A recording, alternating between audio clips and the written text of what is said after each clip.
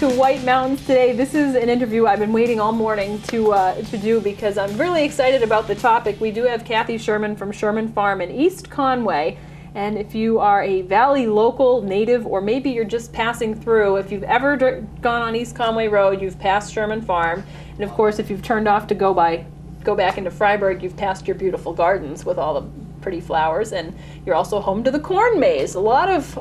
We have a lot going on. You have a lot going on. Yeah, we do. But what we're here to talk about first today is the event coming up next weekend. Yes, Fields on the Saco will take place next weekend on Saturday the 27th, rain or shine. It will start at 3 o'clock in the afternoon for some farm tours. Wow. And then we'll have cocktail hour beginning at 4 p.m. and then dinner will be served at 5. It's going to be a 4-course meal with as many farm-raised products as is physically possible for our location. Unbelievable. Yeah. So it's all under a tent. It's all under a tent. It will be held down at the corn maze in the courtyard right next to the corn. It'll be a great setting. We're surrounded 360 degrees by mountains and rivers and valleys, and it's a beautiful spot to be. Now this event is it's relatively new, a few years? This is the 4th annual. The 4th annual, yeah. In prior years, we were affiliated with the Chamber. We still are, but we're a little bit more in charge now. The Chamber has turned the event over to the farmers and the chefs. Yeah. And the other farms involved are Green Thumb Farms, Weston's Farm, the New Hampshire Institute of Agriculture and Forestry, as well as ourselves. Okay. And the chefs involved are Brian Alden from Chef's Market. He's our executive chef. He's the brains behind it all. My stomach's growling just hearing his name. Yes. Lisa Somerville from Vintage Baking Company will be doing the dessert, and then Gary Sheldon and Kendra Stanley, both from the American Culinary Foundation, from the local chapter, will be participating as well. So it's going to be a great night. Wow. Yeah, great refreshments. Do you know what the menus are, or does it just depend on what? If you go to fieldsonthesaco.com, the menu is there.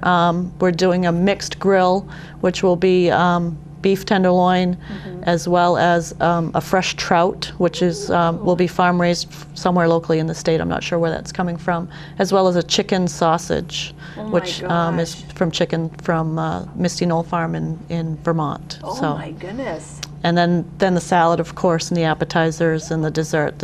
Everything will be a spectacular great. night. Yeah. Oh, that's fabulous.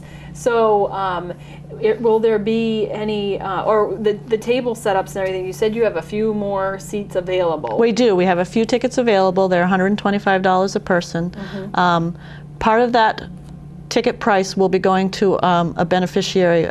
We have a new scholarship foundation that we're establishing for, we're calling it the Saco Valley Farm to Table Scholarship. Oh my goodness. And that will eventually will be awarded to a student going into the agricultural field or a related field or the culinary arts. That's fabulous. So the farms feel this is a very worthy cause. We're working very hard to get that established, and feel that it's so close to our hearts that, we're going to do probably some other events as well to raise money. So that's excellent. Stay tuned for more to come. So stay tuned for that. And of course, this event's coming up next Saturday, but you have, the leaf, I actually saw a leaf on the ground in my driveway that was full foliage. I said, wait a second, I'm not ready yet. No, I'm not either. Which means, of course, fair season and the maze is going to be open. So I know you can't disclose what the design is, but for people who don't know about the maze, that's new in the last few years. This will be our 5th year. We're not only a corn maze to walk through, but we're also a family activity center. We have a lot of activities outside the maze for all ages. We're looking at footage of it now, just so people can get an idea. Yep, the cow train. There's a couple new things that are happening at the maze this year, which I'd like to touch on. Sure. We have a brand new jumping pillow.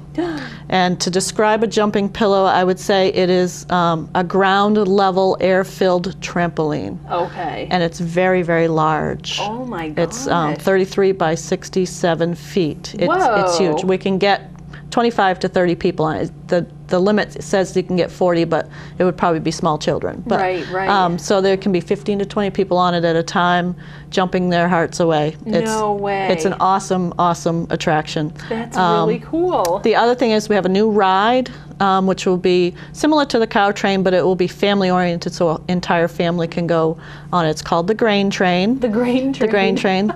We have 5 carts that will fit entire families, which will actually take probably a tour around the maze instead of just in the courtyard area. So you'll be able to see a little bit more of the farm. Oh, perfect. And whatnot. So that's a new attraction.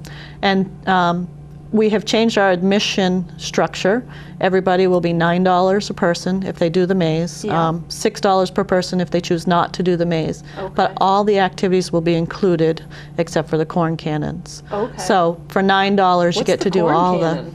the corn cannons. It was up on the TV just a few minutes ago. It's they're air-filled cannons that will shoot ears of corn at targets. Really? Yes, Oh it's a lot of fun. Gosh. That is a riot. I don't have small children. Not that that's an excuse not to go, but I just haven't. I can't lie. I haven't actually been through the maze before. But well, that in itself is a challenge. So. I know, that's what I've heard. But it's fun. I mean, it's fun for everyone. You don't have to have kids to go there and enjoy it. I have plenty of friends who have gone through and enjoyed it. So that's. Well, we have inside. We have some interactive games that go on. We have corn texting, which when you come to a sign, you can text to a number, and it will give you directions on where to, how to get out. Oh my gosh! And, how did you set that up? And we've attached.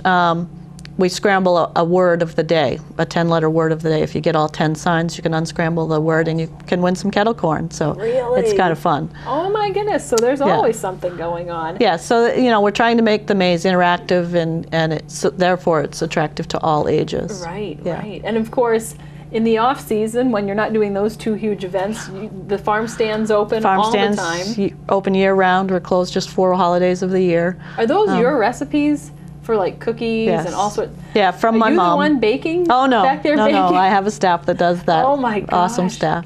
Wow. Yeah. I could ask you questions all day long. The history of the farm. How did you do that? Well, come to Fields on the Saco and we'll talk about that. Oh my gosh. I work weekends. Yeah. But this is exciting. So Fields on the Saco, August Saturday, 27th. August 27th. At 3 o'clock. That's going to be good. If people want to book those tickets. They should call the farm. It's 603-939-2412.